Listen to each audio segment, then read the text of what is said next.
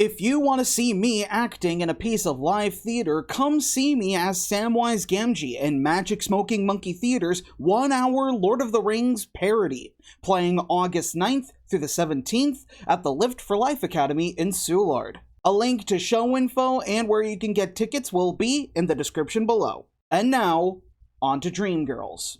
Hello folks, and welcome to Jack Reviews Musicals. If this is your first time seeing my face, hi, my name is Jack and I am a musical theater superfan based in St. Louis, Missouri, and this is my YouTube channel where I share my thoughts on all of the musical productions I go out to see. In this episode, I will be telling you all about the second production of the Muny's 106th season, Dreamgirls, which played June 27th through July 3rd of 2024. Dreamgirls premiered on Broadway in 1981. It was created by composer Henry Krieger, librettist Tom Ayer, and director-choreographer Michael Bennett. The show ran from 1981 to 1985 and was nominated for 11 Tony Awards, and it won 6 of them. 3 were all acting awards for original cast members Jennifer Holliday, Ben Harney, and Cleavant Derricks. Tom Ayen and Michael Bennett won for Best Book and Best Choreography respectively, and it also won an award for Best Lighting Design, courtesy of Theron Musser. Dreamgirls was then adapted into a feature film in 2006, written for the screen and directed by Bill Condon, featuring an all-star cast of some of the best black actors working today. Jennifer Hudson, Beyonce Knowles, Anika Noni Rose, Jamie Foxx, Eddie Murphy, Danny Glover. Holy shit, the amount of talent that this show attracts is insane! I just wish that the show itself was about as talented as the talent is. Dreamgirls is a fictionalized version of the rise and fall of the Supremes. The 60s Motown girl group serving as their surrogates in the story is the Dreamettes. The show starts in 1968, where we see the Dreamettes as a group of young, aspiring superstars from Chicago, heading to New York's Apollo Theater to make their big break. The group consists of Dina Jones, Laurel Robinson, their lead singer, Effie White, and her brother, CeCe, as their songwriter. While performing at the Apollo Theater, the Dreamettes catch the attention of down-on-his-luck car salesman Curtis Taylor Jr. Curtis immediately sees potential in the Dreamettes to become the biggest stars in the world. So, with dollar signs in his eyes, Curtis decides that he is going to be the Dreamettes' manager. Curtis starts by getting the Dreamettes a gig as backup singers for the notoriously wild and raucous James Brown surrogate, James Thunder Early. Their popularity as singers for Jimmy Early soon earns them the solo career that they have always wanted, and Curtis renames them the Dreams. And at the same time, Effie actually begins to develop feelings for Curtis, falling in love with him. But these feelings are quickly squashed, because in Curtis's paper chasing, he decides that Effie, because she is a plus-sized woman with a very distinct, soulful voice, having Effie be the lead singer is not going to attract a wide audience. And by wide audience, he of course means white audience. And so Curtis decides to appoint Dina as the new lead singer, because Dina is more conventionally attractive, and her voice is much more reminiscent of the very generic, young, female pop stars of the day. And Curtis's strategy actually starts to work. With Dina as the lead singer, the Dreams start to really top the charts. But as time goes on, Effie progressively feels more and more betrayed by Curtis replacing her, to the point that Effie starts to become a prima donna, and so Curtis kicks her to the curb. And from then on, the show follows 3 distinct struggles over the span of 10 years. 1. Effie struggling to strike out a solo career. 2. The rest of the Dreams struggling with Curtis's unscrupulousness. And 3, Jimmy Early struggling to stay relevant in the pop music scene. This is my second time seeing Dreamgirls live on stage, the first time being at the Muny, at my first summer there in 2012, when they mounted a production to celebrate the show's 30th anniversary. That production featured original Tony Award-winning Effie Jennifer Holliday, reprising a role that was much too young for her. And it featured pre-Hamilton Christopher Jackson as Curtis. But then, after I saw that production, I totally forgot that I even watched it.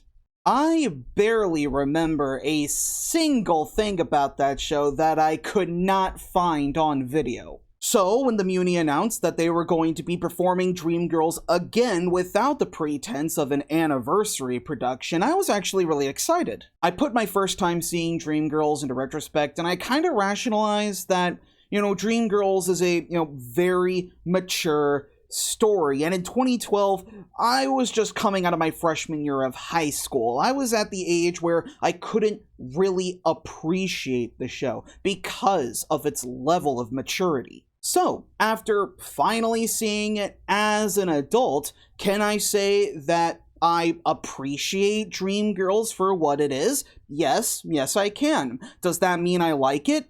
No. Yeah, I didn't stutter. I don't like Dreamgirls. That is one of my big musical theater hot takes, believe it or not. Though the funny thing is, I state this like it's a controversial opinion when I'm probably not a minority on this. And the reason why I say this is because in Dreamgirls, the only song in the show that has had any sort of life outside of it is the Act 1 finale. I'm telling you, I'm not going. This is the song where Effie completely explodes at Curtis for kicking her out of the group, screaming at Curtis with all of the sound and fury that she can muster about how betrayed she feels. That even though Effie is being kicked out, she is not going to be slipping quietly into the night. I'm Not Going is a really powerful song and a terrific finale to the first act. If anything, I think people only flock to see Dreamgirls just to see that song performed live because it is just that good. And as Effie White, Tiffany Mann gives us all of that and then some. I'll come right out and say it just so that our cards are out on the table. Tiffany Mann, as Effie, is the best part of the entirety of the Muny's production. She carries this show. Mann has a monumental task of having to portray 10 years in the life of this woman who has such passion and drive, and she does an excellent job portraying the pain and heartbreak, particularly in I'm Not Going, and the soulfulness and serenity in songs like I Am Changing. Her performance of I'm Not Going in particular earned a massive standing ovation, which is well deserved. It honestly kind of irritates me that the rest of the show doesn't live up to that. I really wanted to like Dreamgirls. I really did. Especially because the very start of it was just so strong. The needle drops, the bongos of the first song hit, and it thrusts us right into the action. The groove was kicking in. I was having a blast already. We start off right at the Apollo Theater in the middle of this performance. The Dreamettes are arriving, getting ready for the show. It's a really, really intense beginning. And we get placed in a POV from backstage, watching an act at the Apollo play out. And plays out. And plays out. And then we get back to the Dreamettes, and they meet Curtis, and we get introduced to Jimmy Early, as well as his manager, Marty Madison. And then we cut back to the act right before the Dreamettes go on, and we see it play out.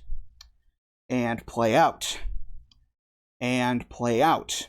And the whole time, the performer's backs are to the audience to keep up the POV that we are backstage. Are you seeing why this staging choice doesn't work? But then we go through another roller coaster ride with the Dreamettes getting signed on to be Jimmy Early's backup, and we get some really great, really memorable, great songs out of this. You know, Cadillac Car, Step Into the Bad Side. They were really fun with really cool performances. Step Into the Bad Side especially. I was really having fun with this. I thought it recovered nicely from the clunkiness of the beginning. And then we get to Curtis telling the Dreams that Dina is going to be the new lead. This is where the roller coaster begins to derail. Once this moment happens in the show, we start getting songs that, well, for me at least, just completely detract from the pace that the show was going at. The only songs in the show for me that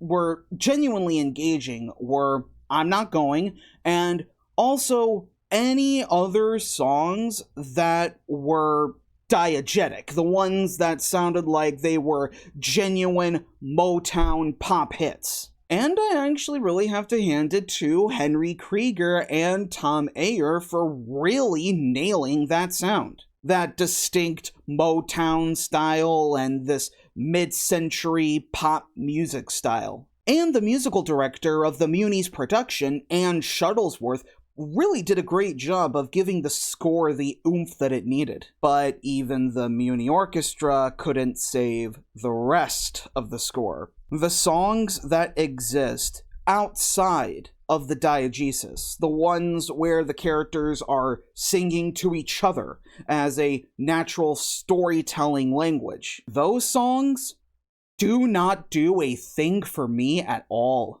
What irritates me about these songs, particularly when I first saw you, is that they either could have been replaced with dialogue, or they all just pretty much sound the same, and they feel the same. It's like every time we get to these songs, any momentum and pacing that was started by this fast Motown roller coaster just crashes. And you feel the crash. Like literally, because everything before it was going so fast, when that hard stop happens, you just like shut down completely. At least that's what happened to me. Literally, during the slower scenes in the show, I was just fucking zoned out of my mind, trying to recover from this whirlwind that I was just on earlier. And when that whirlwind was starting to pick up again, I legitimately just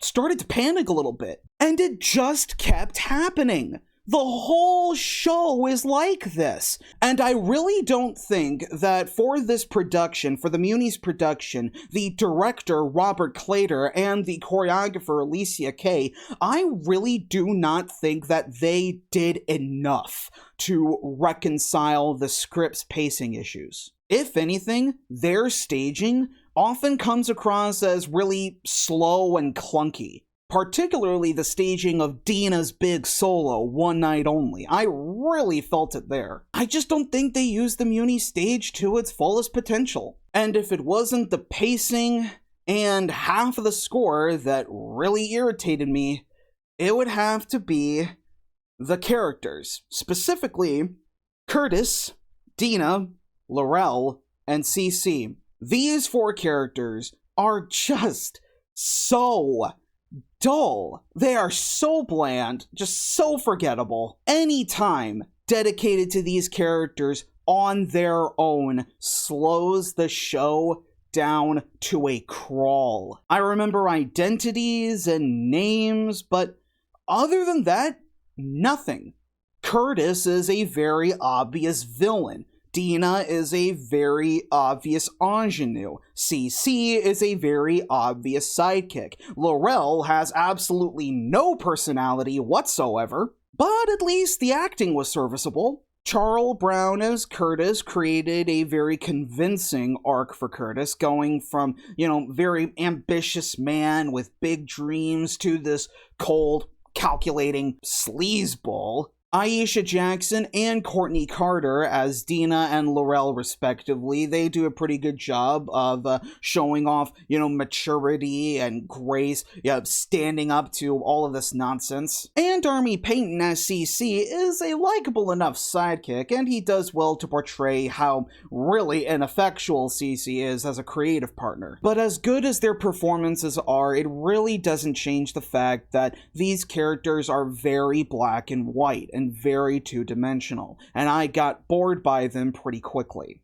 But that's not a reflection of all of the characters. There were 3 that really stood out as being fully well drawn. One of them being Effie, of course, but the other 2 being Jimmy and Marty. I would actually much rather see a musical dedicated to just these 3 characters. The dynamic that Jimmy has with Marty and that Marty has with Effie is really fascinating. The actors playing them really did give it their all. There was Tiffany Mann in her excellent performance as Effie, of course, but we also have Nick Rashad Burroughs as Jimmy Early. He is an excellent James Brown impersonator. Burroughs does an amazing job of strutting his way out on the stage like a cock of the walk at the height of his powers, and he does a really great job of portraying this very intense depression and even anger when he realizes that his health problems are getting worse and that he is progressively losing relevance. The role of Marty in this production is played by Ron Himes, who, if you remember from previous episodes of Jack Reviews Musicals, he was the director of the Black Reps production of Timbuktu. And he does really great performance work as Marty. He was an absolutely fine actor, portraying Marty's very headstrong nature with a focus purely on producing good art, being respectful of his clients so that he can provide a nice parallel to Curtis as the villain. The set by Edward E. Haynes Jr. and the video design by Elaine McCarthy are highly versatile, switching back and forth between on-stage performances and behind-the-scenes drama pretty nicely. They did some fine work conveying the visual aesthetics of the music venues, the studios, and even the marketing of the time. The lighting by Rob Denton does really good work of giving off concert vibes, even using rolling trusses to create transition effects that were actually really neat. The costumes by Leon Dobkowski, as well as the hair and makeup by Kelly Jordan, are probably the best technical element of the whole show. They created hundreds of looks for the whole cast, accurately depicting the fashions of the 60s and 70s. The dresses on the Dreams especially were spot on with the Supremes. The execution of the costumes were simply beautiful, but it really does not save the show for me. Now, don't get me wrong, I can appreciate Dreamgirls for what it is. It's a story about what happens when artists who are exploited try to take their power back.